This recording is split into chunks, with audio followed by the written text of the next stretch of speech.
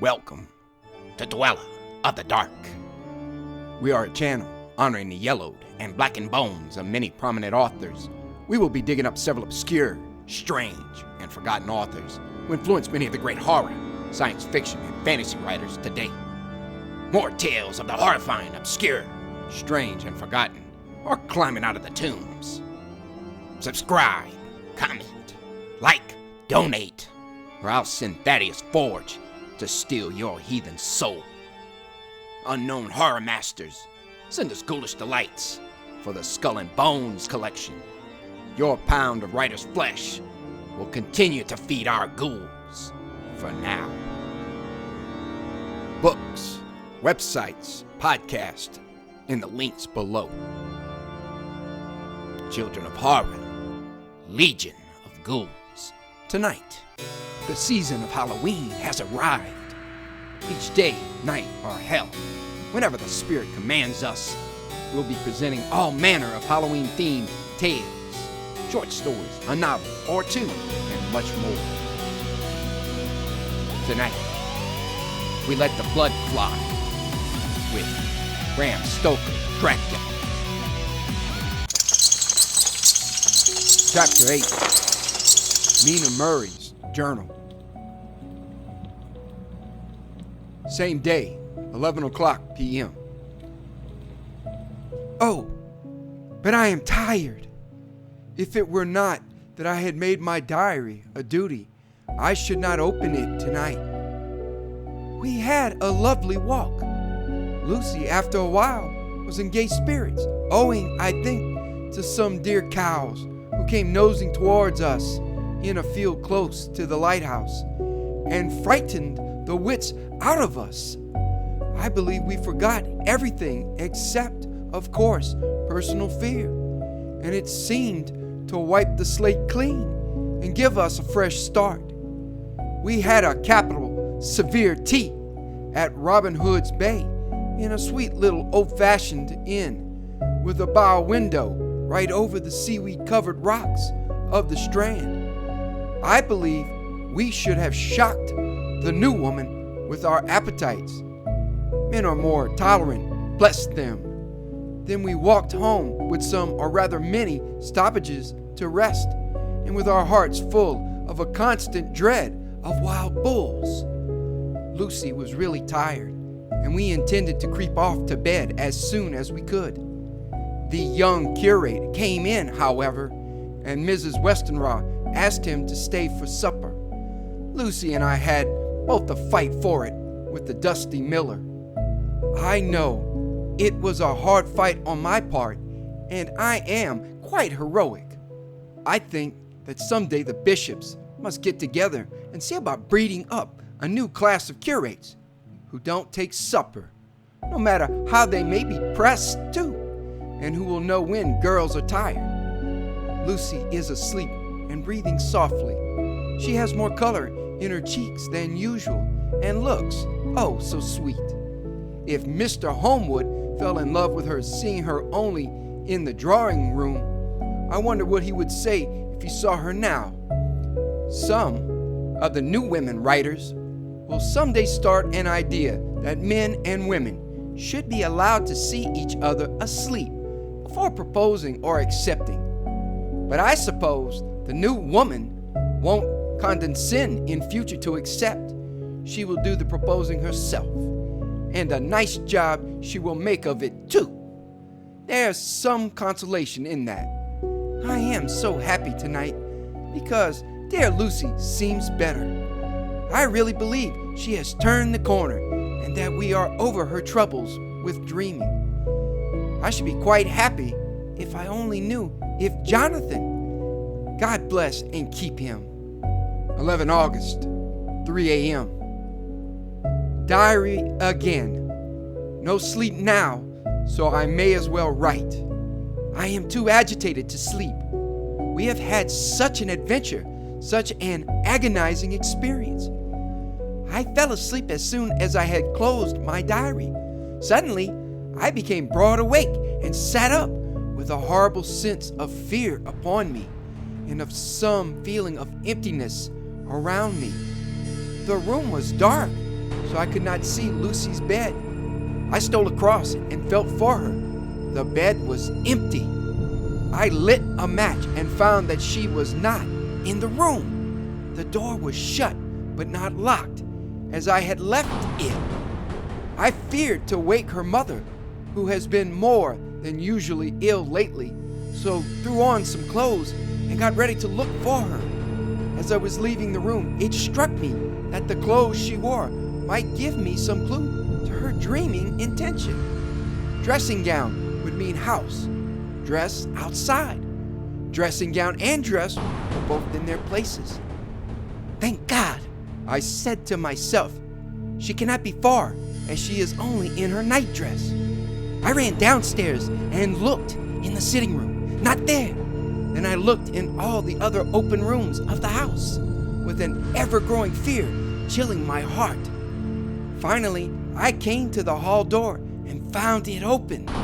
It was not wide open, but the catch of the lock had not caught. The people of the house are careful to lock the door every night, so I feared that Lucy must have gone out as she was. There was no time to think of what might happen. A vague, overmastering fear obscured all details. I took a big, heavy shawl and ran out. The clock was striking 1 as I was in the crescent, and there was not a soul in sight.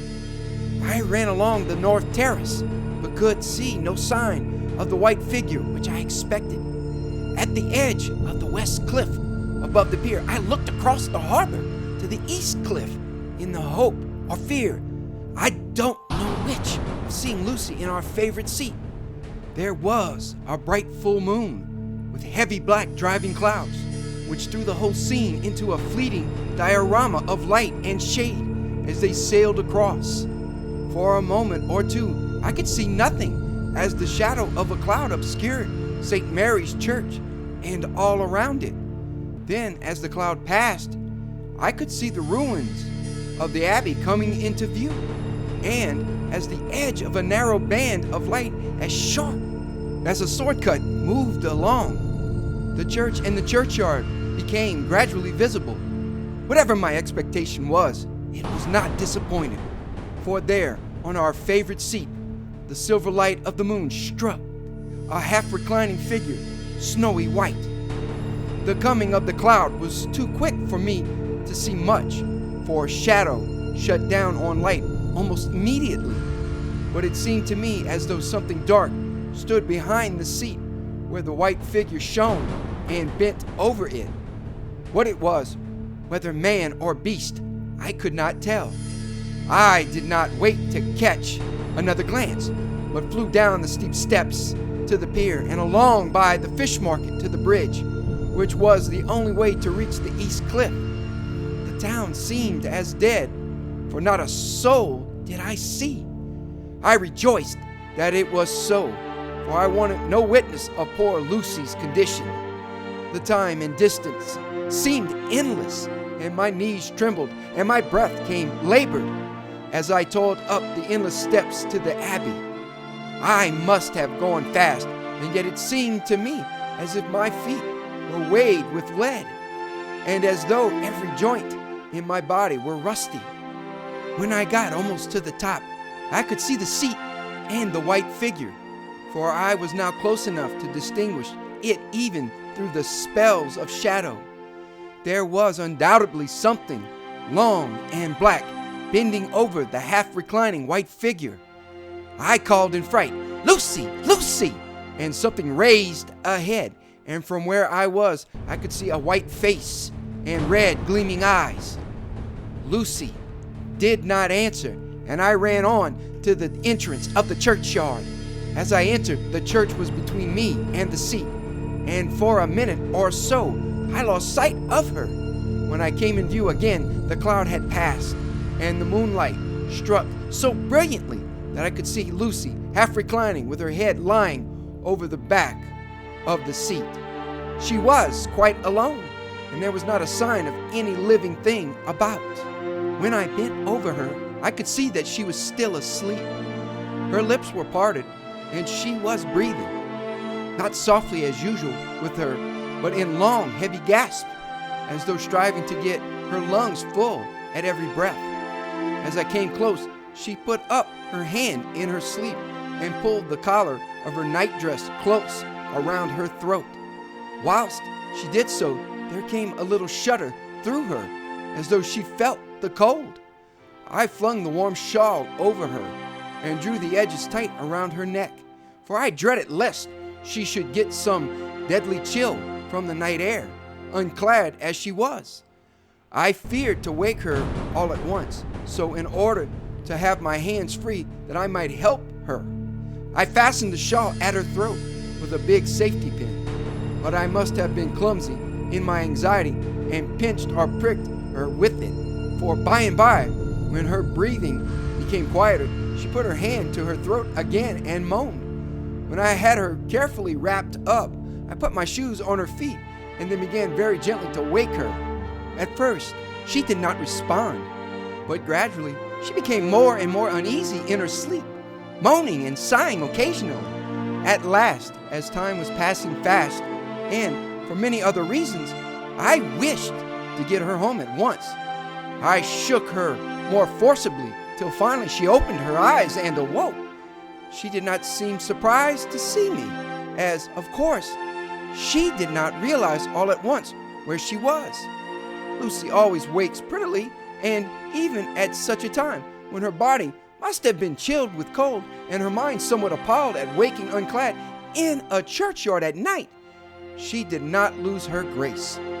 She trembled a little and clung to me. When I told her to come at once with me home, she rose without a word, with the obedience of a child. As we passed along, the gravel hurt my feet, and Lucy noticed me wince. She stopped and wanted to insist upon my taking my shoes, but I would not. However, when we got to the pathway outside the churchyard, where there was a puddle of water remaining from the storm, I daubed my feet with mud, using each foot in turn on the other, so that as we went home, no one, in case we should meet anyone, should notice my bare feet. Fortune favored us, and we got home without meeting a soul.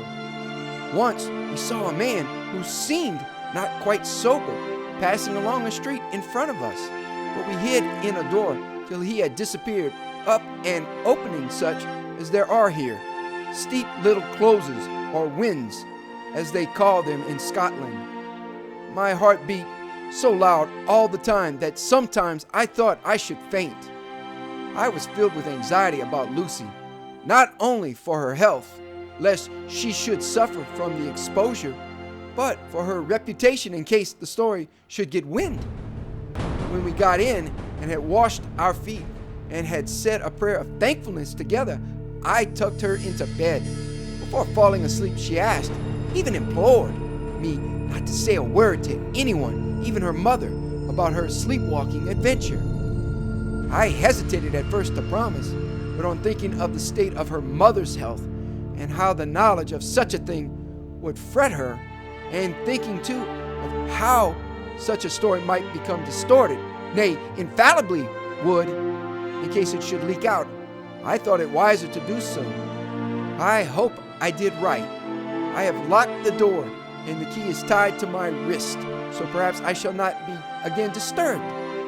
Lucy is sleeping soundly. The reflex of the dawn is high and far over the sea. Same day, noon. All goes well. Lucy slept till I woke her, and seemed not to have even changed her side. The adventure of the night does not seem to have harmed her. On the contrary, it has benefited her, for she looks better this morning than she has done for weeks. I was sorry to notice that my clumsiness with the safety pin hurt her. Indeed, it might have been serious, for the skin of her throat was pierced. I must have pinched up a piece of loose skin and have transfixed it, for there are two little red points like pinpricks, and on the band of her nightdress was a drop of blood. When I apologized and was concerned about it, she laughed and petted me and said she did not even feel it. Fortunately, it cannot leave a scar, as it is so tiny. Same day, night. We passed a happy day. The air was clear and the sun bright, and there was a cool breeze. We took our lunch to Mulgrave Woods. Mrs. Westenra driving up the road, and Lucy and I walking by the cliff path and joining her at the gate. I felt a little sad myself, for I could not but feel how absolutely happy it would have been had Jonathan been with me. But there, I must only be patient. In the evening we strolled in the casino terrace and heard some good music by Spohr and Mackenzie, and went to bed early. Lucy seems more restful than she has been for some time, and fell asleep at once. I shall lock the door and secure the key, same as before, though I do not expect any trouble tonight. 12 August. My expectations were wrong, for twice during the night I was wakened by Lucy trying to get out. She seemed, even in her sleep, to be a little impatient at finding the door shut, and went back to bed under a sort of protest. I woke with the dawn and heard the birds chirping outside of the window. Lucy woke too, and I was glad to see was even better than on the previous morning. All her old gaiety of manner seemed to have come back, and she came and snuggled in beside me and told me all about Arthur. I told her how anxious I was about Jonathan, and then she tried to comfort me. Well, she succeeded somewhat, for though sympathy can't alter facts, it can help to make them more bearable. 13 August. Another quiet day, and to bed with the key on my wrist as before. Again I awoke in the night and found Lucy sitting up in bed, still asleep, pointing to the window.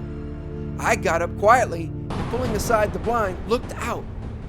It was brilliant moonlight, and the soft effect of the light over the sea and sky, merged together in one great silent mystery, was beautiful beyond words. Between me and the moonlight flitted a great bat, coming and going in great whirling circles. Once or twice it came quite close, but was, I suppose, frightened at seeing me, and flitted away across the harbor towards the Abbey.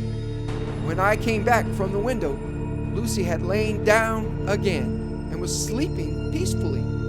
She did not stir again all night. 14 August.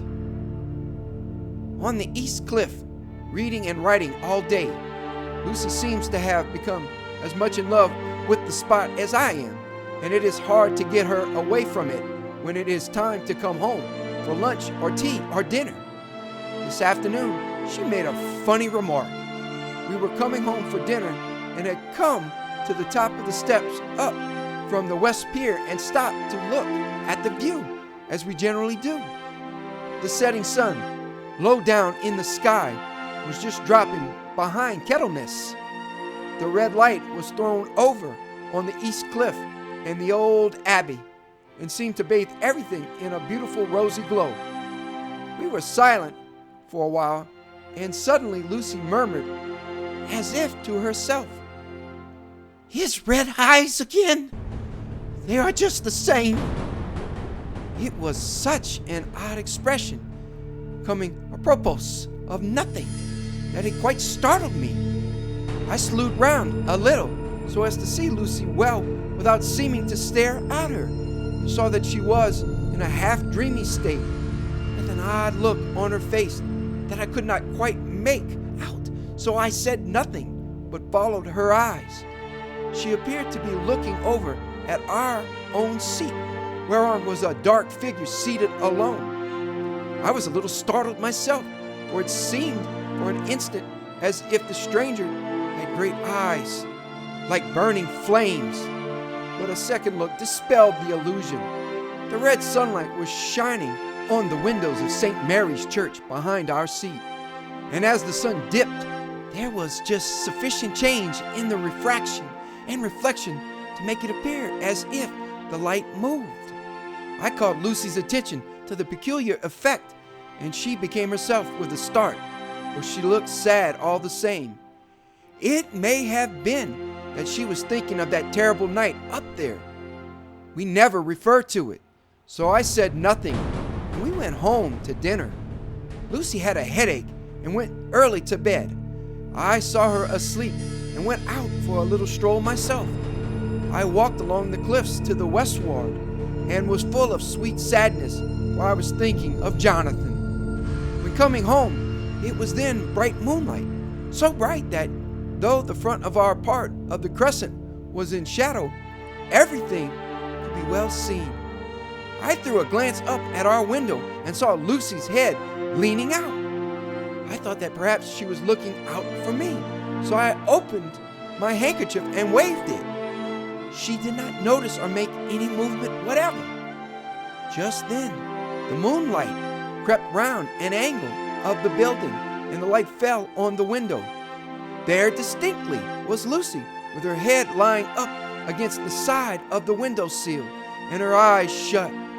She was fast asleep, and by her, seated on the windowsill, was something that looked like a good-sized bird. I was afraid she might get a chill, so I ran upstairs. But as I came into the room, she was moving back to her bed, fast asleep and breathing heavily. She was holding her hand to her throat as though to protect it from cold. I did not wake her, but tucked her up warmly. I have taken care that the door is locked and the window securely fastened. She looks so sweet as she sleeps. She is paler than is her wont, and there is a drawn, haggard look under her eyes, which I do not like. I fear she is fretting about something. I wish I could find out what it is. 15 August. Rose later than usual. Lucy was languid and tired and slept on after we had been called. We had a happy surprise at breakfast. Arthur's father is better and wants the marriage to come off soon. Lucy is full of quiet joy, and her mother is glad and sorry at once. Later on in the day, she told me the cause. She is grieved to lose Lucy as her very own, but she is rejoiced that she is soon to have someone to protect her. Poor dear sweet lady. She confided to me that she has got her death warrant. She has not told Lucy and made me promise secrecy. Her doctor told her that within a few months at most, she must die, for her heart is weakening. At any time, even now, a sudden shock would be almost sure to kill her. We were wise to keep from her the affair of the dreadful night of Lucy's sleepwalking. 17 August. No diary for 2 whole days. I have not had the heart to write.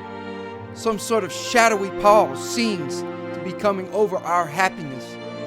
No news from Jonathan, and Lucy seems to be growing weaker, whilst her mother's hours are numbering to a close. I do not understand Lucy's fading away as she is doing. She eats well and sleeps well and enjoys the fresh air, but all the time the roses in her cheeks are fading, and she gets weaker and more languid day by day. At night I hear her gasping as if for air.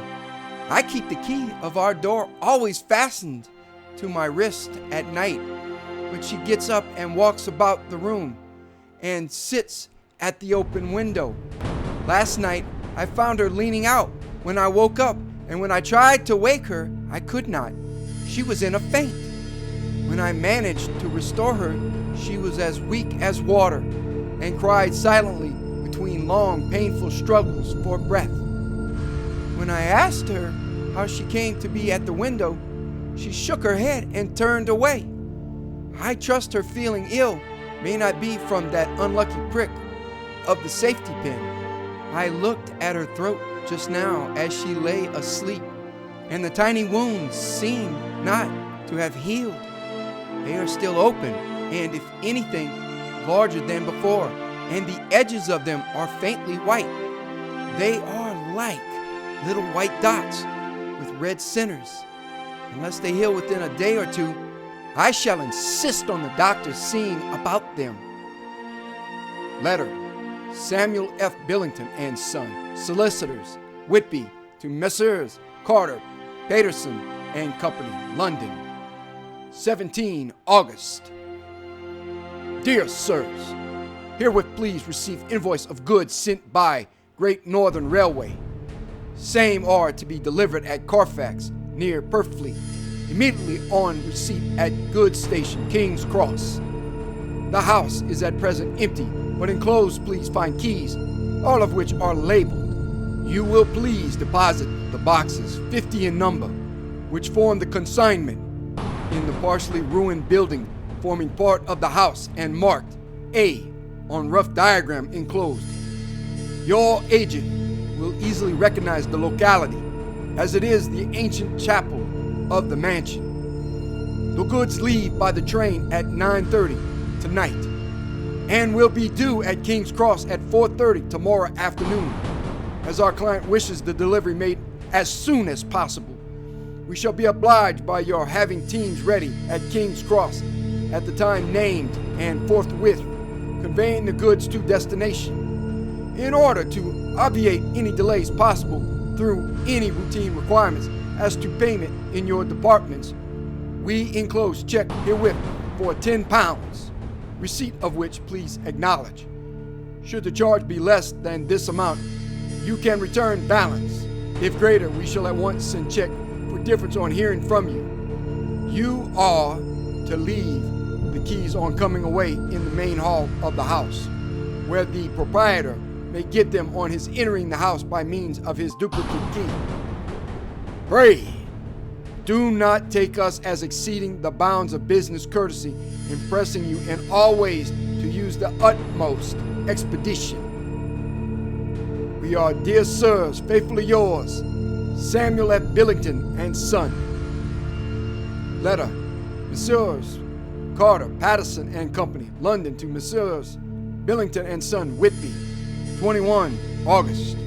Dear sirs, we beg to acknowledge £10 received, and to return check of £1, 17s, 9d, amount of overplus, as shown in receipted account herewith.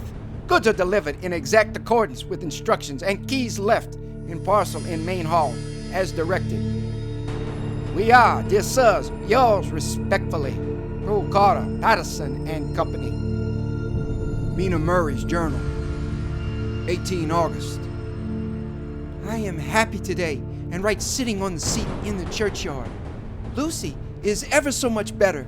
Last night she slept well all night and did not disturb me once. The roses seem coming back already to her cheeks, though she is still sadly pale and wan looking. If she were in any way anemic, I could understand it, but she is not. She is in gay spirits and full of life and cheerfulness.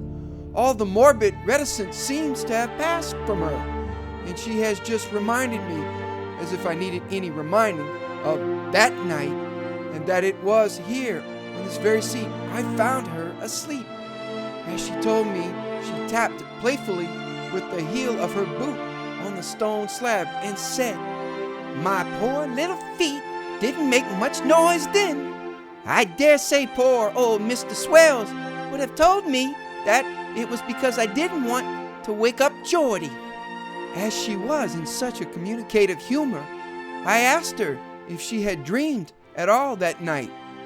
Before she answered, that sweet, puckered look came into her forehead, which Arthur, I call him Arthur from her habit, says he loves. And indeed, I don't wonder that he does. Then she went on in a half-dreaming kind of way, as if trying to recall it to herself. I didn't quite dream, but it all seemed to be real.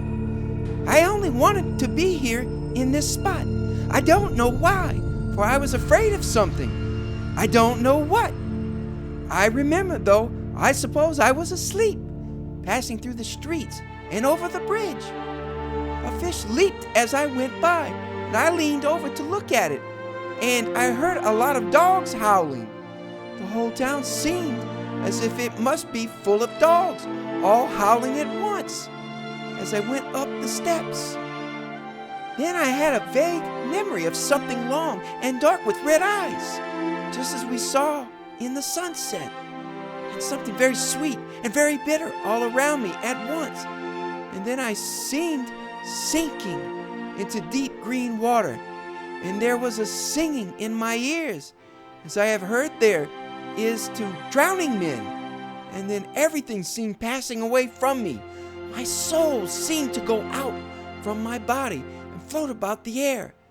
I seem to remember that once the West Lighthouse was right under me, and then there was a sort of agonizing feeling as if I were in an earthquake, and I came back and found you shaking my body. I saw you do it before I felt you. Then she began to laugh. It seemed a little uncanny to me, and I listened to her breathlessly. I did not quite like it and thought it better not to keep her mind on the subject. So we drifted on to other subjects, and Lucy was like her old self again. When we got home, the fresh breeze had braced her up, and her pale cheeks were really more rosy. Her mother rejoiced when she saw her. We all spent a very happy evening together. 19 August. Joy, joy, joy! Although not all joy. At last news of Jonathan. The dear fellow has been ill. That is why he did not write. I am not afraid to think it or say it, now that I know. Mr. Hawkins sent me on the letter and wrote himself, oh, so kindly. I am to leave in the morning and go over to Jonathan and to help to nurse him if necessary and to bring him home. Mr. Hawkins says it would not be a bad thing if we were to be married out there. I have cried over the good sister's letter till I can feel it wet against my bosom where it lies. It is of Jonathan and must be next my heart, for he is in my heart. My journey is all mapped out and my luggage ready. I am only taking one change of dress. Lucy will bring my trunk to London and keep it till I send for it, for it may be that I must write no more. I must keep it to say to Jonathan, my husband. The letter that he has seen and touched must comfort me till we meet. Letter, Sister Agatha, Hospital of St. Joseph and St. Mary, Budapest, to Miss Wilhelmina Murray. 12 August. Dear Madam, I write by desire of Mr. Jonathan Hawker, who is himself not strong enough to write, though progressing well, thanks to God and St. Joseph and St. Mary. He has been under our care for nearly 6 weeks, suffering from a violent brain fever. He wishes me to convey his love and to say that by this post I write for him to Mr. Peter Hawkins, Exeter, to say, with his dutiful respects, that he is sorry for his delay, and that all of his work is completed. He will require some few weeks' rest in our sanatorium in the hills, but will then return. He wishes me to say that he has not sufficient money with him, and that he would like to pay for his staying here, so that others who need shall not be wanting for help. Believe me, yours with sympathy and all blessings, Sister Agatha. P.S. My patient being asleep, I open this to let you know something more. He has told me all about you, and that you are shortly to be his wife. All blessings to you both. He has had some fearful shock, so says our doctor, and in his delirium his ravings have been dreadful, of wolves and poison and blood, of ghosts and demons, and I fear to say of what. Be careful with him always, that there may be nothing to excite him of this kind for a long time to come. The traces of such an illness as his do not lightly die away. We should have written long ago, but we knew nothing of his friends, and there was on him nothing that anyone could understand. He came in the train from Klausenburg, and the guard was told by the station master there that he rushed into the station shouting for a ticket for home. Seeing from his violent demeanor that he was English, they gave him a ticket for the furthest station on the way thither that the train reached.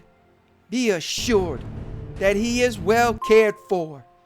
He has won all hearts by his sweetness and gentleness. He is truly getting on well.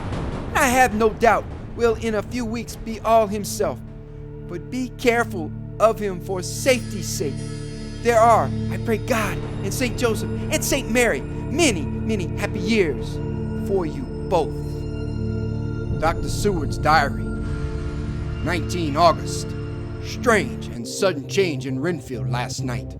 About 8 o'clock, he began to get excited and sniff about as a dog does when setting. The attendant was struck by his manner and, knowing my interest in him, encouraged him to talk. He is usually respectful to the attendant and at times servile. But tonight, the man tells me he was quite haughty, would not condescend to talk with him at all. All he would say was, "I don't want to talk to you." "You don't count now. The master is at hand." The attendant thinks it is some sudden form of religious mania which has seized him. If so, we must look out for squalls, or a strong man with homicidal and religious mania at once might be dangerous. The combination is a dreadful one. At 9 o'clock I visited him myself. His attitude to me was the same as that to the attendant. In his sublime self-feeling, the difference between myself and attendant seemed to him as nothing. It looks like religious mania, and he will soon think that he himself is God. These infinitesimal distinctions between man and man are too paltry for an omnipotent being. How these madmen give themselves away! The real God taketh heed lest the sparrow fall. But the God created from human vanity sees no difference between an eagle and a sparrow. Oh, if men only knew! For half an hour or more, Renfield kept getting excited in greater and greater degree. I did not pretend to be watching him, but I kept strict observation all the same. All at once, that shifty look came into his eyes, which we always see when a madman has seized an idea, and with it, the shifty movement of the head and back, which asylum attendants come to know so well. He became quite quiet and went and sat on the edge of his bed resignedly and looked into space with lackluster eyes. I thought I would find out if his apathy were real or only assumed, and tried to lead him to talk of his pets, a theme which had never failed to excite his attention. At first, he made no reply, but at length said testily, "Bother them all. I don't care a pin about them." "What?" I said. "You don't mean to tell me you don't care about spiders?" Spiders at present are his hobby, and the notebook is filling up with columns of small figures. To this he answered enigmatically, "The bride maidens rejoice the eyes that wait the coming of the bride. But when the bride draweth nigh, then the maidens shine not to the eyes that are filled." He would not explain himself, but remained obstinately seated on his bed all the time I remained with him. I am weary tonight and low in spirits. I cannot but think of Lucy and how different things might have been if I don't sleep at once. Chloral, the modern Morpheus, C2HCl3O H2O. I must be careful not to let it grow into a habit.